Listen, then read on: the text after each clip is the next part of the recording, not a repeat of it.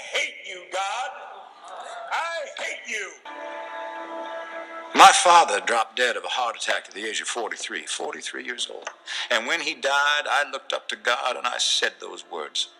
Because my father was so young, so full of life, so full of dreams. Why would God take him from us? Truth be told, I never really knew him or what his dreams were. He was quiet, timid, almost invisible. My mother didn't think much of him. My mother's mother hated him. The man never scratched the surface of life. Maybe it's best he died so young. He wasn't doing much but taking up space. But that doesn't make for a very powerful eulogy now, does it? Nah, so ladies, gentlemen, and Reese's Pieces in between, this is your motherfucking boy. This is your motherfucking spick. This is that dirty dick dude. Yo, Soul Papo again. And with a whole brand new week and a whole brand new year, with a whole new brand, a whole lot of hoe in your ass. Wanting to, remain consistent, trying to do the weekly thing, but motherfuckers work 5 to 9 and 9 to 5 with a goddamn daily grizzle. The fuck you want? So what the fuck you expect? But thank you, though, for being all ears and listening. And please believe there will be a new episode of the I'm Black, He's Mexican podcast soon.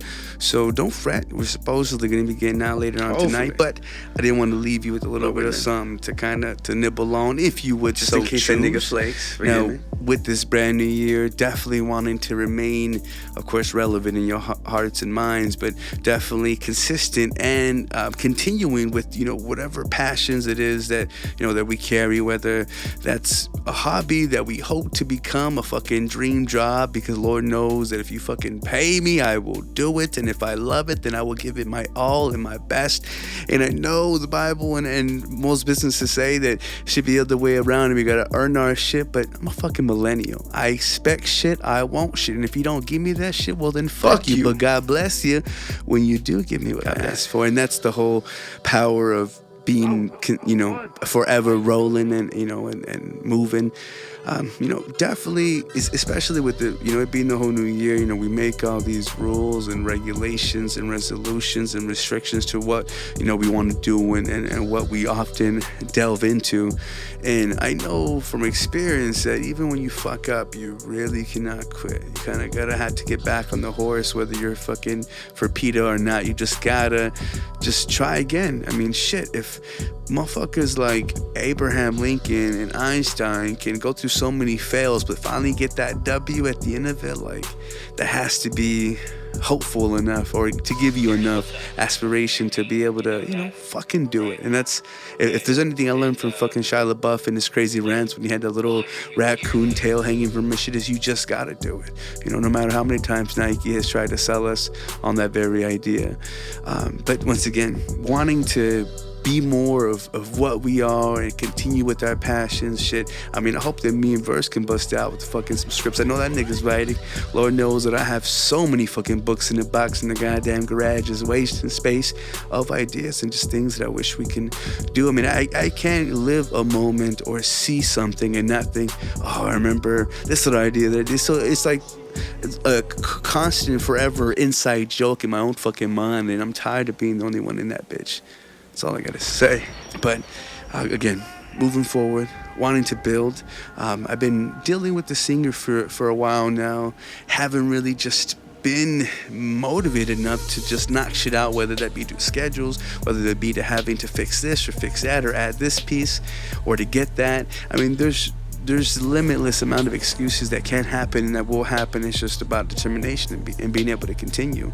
Anyways, I wanted to be able to reconnect so we can, kind of rebuild that kinship, to be able to really, get what you want out of someone. And a lot of times, unless it's a straight hoe transaction where you pay this and you get that, I mean, a lot of times it takes a lot of building. When businesses try to put you through the whole team building shit, that's not to waste time or money. It's because you need to fucking connect them fucking sparks. And if you can't, you're either a piece of shit or you're just not good at what you're doing and you shouldn't be there. But regardless, like I said, it's about mending and melding and coming together.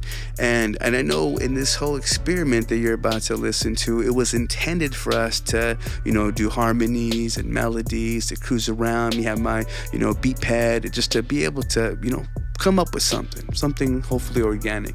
Well, what happens when you're two big bitches in a fucking car together in a room, they're gonna gob and gab and gas. That's exactly what ended up happening. Motherfucker ended up actually having a fucking interview sessions for the most part from this whole fucking thing, and that's what you're about to hear now. I'll occasionally interject every time, I do a hard turn and hit the tape, but I'm hoping that you can enjoy, learn a little bit, and hopefully be excited for the future and what music may perspire. Again, right now, kind of going through the whole branding initiative, so don't know what to sell you, how to market shit as just yet. So this episode is called Soul Papo Conversations with a Gay, which again, we were intended on singing and improvising, turned out to fucking be hitting all these world topics that I just couldn't fucking help, because there's the occasional sprinkles of funniness, some what the fuckness, some holy shit that was very vulgarness. I mean, we go from talking about top fives to gay nastiness to fucking immigration. So it's quite vast, even though it moves kind of slow. So hopefully you can enjoy. You had mentioned that you wouldn't mind. Yeah, so I myself would be all for maybe some changes in immigration. I can see where to have difficult guidelines to get or to basically migrate into the US legally, still be difficult but not nearly impossible. Because we want to limit all the brownies, right? Yes.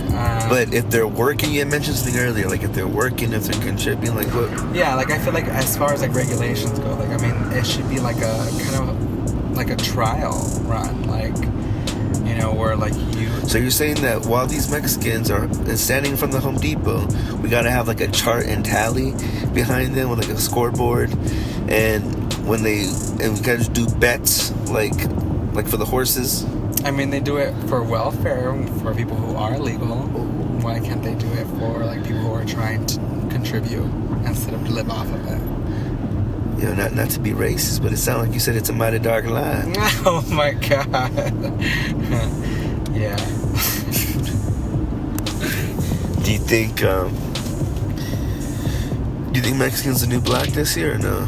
2017. I mean, niggas had it pretty hard last year. You know what I'm saying? Getting shot and, being abused for generations and shit. But I think it's still so funny how we're called a minority when the percentages are increasing, that a bigger, percentage or majority of mixed race or Latinos are taking over. Well, I mean, it's known fact. It's so much so that there's a movie, and I forget what the fuck it was called, but Danny Trejo was in it. He played a Mexican president, and apparently it's in a world where we're overrun by fucking beaners, and literally everyone in the world is some kind of percentage Mexican, and yet everyone was fucking retarded. And I don't know if that was a political statement or what. Or like racial. I said, Danny Trejo was a fucking president. Anyways, back to fucking celebrity presidencies. We have one that people are worried is racist. Now, I feel like he played everybody when it came to him doing up the race card. I just feel like he knew that the white people were dumb enough to go for him because he's white, but he's an equal thinking kind of man. I mean, does he have Mexicans clean up his fucking Trump towers? Yes, because he fucking knows that Mexicans are gonna get the job done and very cheap. Yeah. So he's smart with business. Motherfucker's a businessman. He definitely is a businessman / reality star. So he's full of shit, but he has a swagger that won't stop. And he's so fucking over the top ridiculous and just plain out ignorant sounding because. But he basically wants all eyes regardless of the cost. Well, I mean, he had to do that to win the race. Now, one of the things what's gonna be so smart though about having a motherfucker like this, and I truly mean this, be this way and such a faggy flamboyance that it's all look at me, is the fact that he's gonna, I think, play a big role in misdirection. I really feel like he's gonna talk about one bullshit and really the world's war is happening. And isn't there whatchamacallit, isn't it, you know, people worry about him being too close to the nigga from Russia, Putin? Yeah. So when you think about what we've always been scared of back in the day, what our grandparents were scared of back in the day, the fucking Soviets taking over. Now we have another Holocaust. Oh, I mean, think about it. We have a man who is a position of power. He imported his piece of pussy. You know what I'm saying? We have a whole lot of pussy here. That's what I fucking find so fucking hilarious. So when he would be like immigration is horrible, like illegals, make fun of every fucking race, and I'm like, hold up, like your wife can barely speak English. Well, I mean, you can't buy him trained, but still, regardless, he loved her, he married her. You know, who's to say what someone's love is for someone? All I know is that you didn't say you can't buy them trained. I mean, you figured you would for the high fucking price I imagine he fucking paid. I imagine the way this nigga is, not to say Illuminati bullshit, but I mean, I'm pretty fucking sure you got to pick from a catalog. Bitch picked her since he was 14 years old. He was just waiting for this bitch to get a certain legal age. Here you go. You can have her now. Like, it can be very, very terrible, and unfortunately, Arizona's actually a big hit for alien trafficking, human trafficking. Which in a fucked up way is all profit. Might be horrible, but if Illuminati is like sign here with your blood and you'd be rich and famous for the rest of your fucking life and live a long life, like, I'd be like, where do I sign? You do it? Yes. Would you do it right away? Yes. Well, I don't think I'd do it right away. Like, I would want to be like, okay, let me go ahead and, like, I've seen the movie Bedazzled. I'm gonna go ahead and fuck, or Bezazzled, or whatever it's called. Is that with Brendan Fraser and that Elizabeth shit? Yeah, she's the devil. And he would always ask for shit. I always imagine the devil be looking like that. But like, more like the bitch from Apartment 23. But she would always, like, twist his questions or twist his words. That's what the devil would do? Yeah, he asked for one thing, but he didn't mention this, so she wouldn't give him that. Right. And so with this, like, it's not what she wanted. I used to hook up with a guy over here. I figure you take him to the house spots. But, see, I almost wonder sometimes, because if I could have every single thing, you know, lined up to where I'm comfortable, I'm set, and, you know what I'm saying, you can enjoy. I want to enjoy my days. You know what I'm saying? Like, if only I can delete all the struggle and all the grinding and all the hard parts. Yeah. And I want to go to not all the hard parts. Well, the parts in which you enjoy, and that's the whole point being, is that you'll be able to live fully and everything that is of pleasure. To where, I mean, just in that whole regard itself, you figure, yeah, shit, where the fuck do I sign? But I'm wondering, because of that mentality, am I no longer like a priority list, like, for the devil? He's like, no, I could have you any fucking time. So, like, it's kind of like degrading your stock a little bit. Because, I don't know, just how, and I know that I personally, when I was in my Greek god state, I used to love getting those fucking, not that they looked dyke and butch, but the ones that thought they were the shit. Like, have you ever met an annoying dyke? For me, it's like a womanizer that thinks he can fucking get any girl, like, have all the girls he wants, anytime. Oh, it's like the most, like... It's like you're getting the boss of that level. Like, yeah, you think you're bad? Oh, no, you think you got game. Okay. Exactly why I love those dyke bitches that thought they had a dick. They fucking walk like they, you know what I'm saying, was holding heat. You thought you think like a man? Okay. You think so, bitch? Do you think so? Yeah. Let me tell you, one of my proudest moments, and I, you know, I look back quite fondly on my hoage, you know, and there's some mistakes I wish I wouldn't have done, you know, in such pursuits. But one of the most precious times to me was when I was at a family gathering, and there happens to be a lot of lesbians everywhere, mostly all femme. But there's usually two main studs that are always around because they were going out with two of the femmes.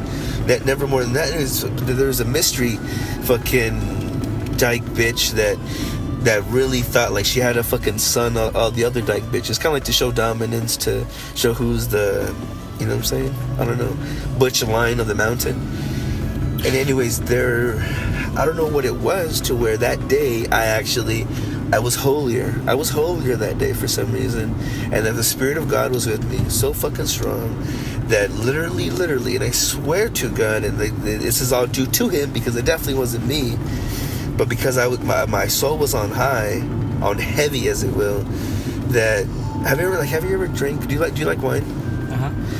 Like wine, to me, a good wine makes your dick heavy. You know what I mean? No. Like where you just feel like, you know, like when you're on your bed and you're stretching, you know, like when you yawn, like in the morning or at night or whatever, it feels the most perfect to you, and you do that stretch.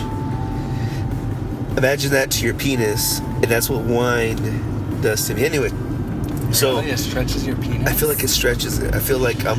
What was that? Stretch Armstrong? Have you ever seen that little toy where you just fucking pull it? I feel like I could lasso a bitch. It's weird. Anyways, that's what's dangerous about wine. Anyways, it makes your dick longer. Well, that's the beauty to it. But what I'm trying to say is it makes you feel a certain kind of way. Yeah. Anyways, you know, like Wonder Woman, you know, her main weapon is like a lasso or some shit. Like I felt like that's what it made my dick, and then I would lasso bitches. Anyways, lasso goal. Pretty much, and that's what she was to me. She was platinum actually, because I'm like, damn, like I felt like I was in the jungle. The dykiest of bitches on the fucking prowl, thinking that, you know, that she's a G, the fucking rapper kind of, you know what I'm saying, 100 swag, just an annoying bitch. She was annoying to me. God on heavy with giving me my strong lasso dick, had me come in, and I swear that she became like a little monkey that crowded and wrapped around me, and it was just, and I feel bad because I feel like we had a moment where she was just on me, to where we were in my car and we were speaking, and I had the opportunity to pretty much talk shit to her and be like, why are you being such a hoe? And, you know, you gotta, you know, connect your, you know, I was trying to, I don't know, I try to connect her back to her feminines. I don't know what, but I feel like, but instead, because she was on me like a monkey, I felt like I had to reciprocate, and we got it on like monkeys in the back, to where it was so vicious. Like I felt like I came more than I've ever come inside of someone, and in a scary route, just fucking send her about her way. And you know what I'm saying, like this is kind of, I told you the little guilt thing about thinking that, you know what I'm saying, fucking I lost one and two, that's why now I have three. And I don't know. It was amazing to where someone can just become so submissive. And I feel like that's one of the most ultimate things of what makes a perfect yin and yang. Definitely. But like I said, but I like for me, I feel like if I'm telling you what to do, or let's do this, let's do that, like I'm not at my most satisfied, because I want to like my best friend is so different to me. He's like, I hate when guys just want to come over and they're just like, you know, like fuck, like you know, like I like when they're like, yeah, like take your time, like long strokes, right? And I'm thinking like sometimes like. So he's girlier, and it's so funny because he looks so butch. He's more. Is it what I'm thinking about? Yeah, Manny. Okay. He's more like. He's tinsel-toey. Well, no, definitely fucking gay as fuck, but like he's so much more. He basically puts his emotions up front, like from the get-go, you know. And for me, it's like you kind of have to like. That explains why you guys could be friends, and we balance each other out. And honestly, that's what I like about him, actually. Like truly. And like I honestly feel like you guys are like, I know you don't want to talk about it, but I almost wish you guys together, only because of how, you know, chemistry. I mean, it's just, you're a big fucking hoe, so it's obviously not good for him. Well, for him, he's always been more like I just want to work somewhere where, you know, I will love going to work every day. Yeah, he accomplished that, and like his goal in life. Yeah, he works at Mac. He became permanent. Yeah. Oh, nice. Yeah, and his life, like his success, his idea of success, you know, beyond economical, like, is to have a husband, a kid, and a house. And I was like, well, that's nice, you know. Because for me, it's like, no, like I want riches. Like, if I ever like want a kid, because I've considered it, obviously, I always think of having a daughter, but like I don't picture a dad. Really? Yeah, like it's my daughter. Wait, what do you mean you don't have a dad? She want to have another dad? Yeah, I don't picture like this is my kid and my partner. It's like this is my child. This seems kind of not selfish, but I don't know. I can understand that you'd be her god. Like sure. I would like you'd probably be breeding a whole new type of hoe. like you know that would be like a hybrid. The hybrid hoe, and you're gonna teach her just how to bypass her own wiring. Yeah, like honey, you're a woman, but we're gonna make you the best. Sell that shit. Well, see, look, check us out. So let's say, because I believe you're gonna be rich and famous, and I hope somehow you can take me somewhere. Just let me talk with people. You don't gotta give me a thing. Just let me talk to people, please. Invite me to these events. I got a network. Yeah. All right. Can you promise me that? You would never owe me a dime, but let me just, when you get in the meetings, alert me. I will be clean shaven, and I will sell heavy lasso dick. You know what I'm saying? And get us the best fucking deal. I swear. Anyways, if you can do something, I mean, that's the thing. I feel like I would be happy because I would want fame simply just for the money. Like I don't want fame. I'd rather just have the money. Yeah. But that's for me. Like well, you see, no. No, I know. I want the riches up front. Like if I had to choose, I would choose riches. But I want the fame because I feel like not only does that give you more opportunities on top of being able to get whatever the fuck you want, but if you have money and you love to use it, you're gonna get recognized regardless. It's just like that guy who always has like hot women around him. I used to live here. Yeah. But yes, no, exactly. But I want it because I want what comes with it, like being a socialite. Because listen, I can see, all right, being a socialite, hanging out with Chloe and Mariah, and I say those two close, those are my two favorites. And, but I would rather be the silent friend fucking chilling in the back than getting in the... Like Kim Kardashian when Paris Hilton was famous. Oh, exactly. Well, I mean, wasn't she Brandy's fucking assistant? No, she was Paris Hilton's fucking closet organizer. No, but she also worked for Brandy at some point. That's supposedly how whatchamacallit met her. Ray J? Oh, yeah, actually, that explains it now more. Because if she was doing the closet, she must have... I don't know, supposedly she was fucking cool with Brandy, the bitch who played Moesha. Yeah. Like, have you ever loved somebody so much it makes... Remember we're here? Huh? Isn't this the spot right here? The spot where? Remember, is it only... Or am I tripping? Where my friend lives. This is 12th Street. Oh shit, I'm so confused. For some reason I thought this was Dunlap near GDC. Oh my fucking god. You just live here. Exactly, which is why I don't know what the fuck I can't remember shit. Holy Christ. Hopefully the recordings will remind. Running at 19 minutes. Alright, we'll be back.